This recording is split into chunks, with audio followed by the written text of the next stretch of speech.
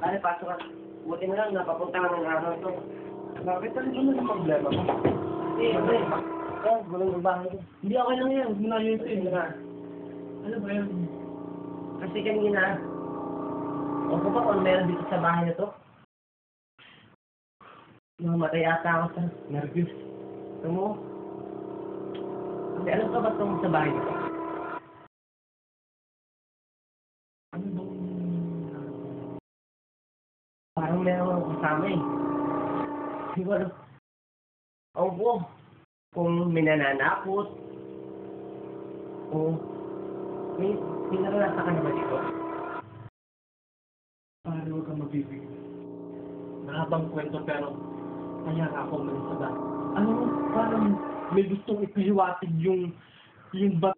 Halika, tingnan natin. Kailangan nating malaman kung saan.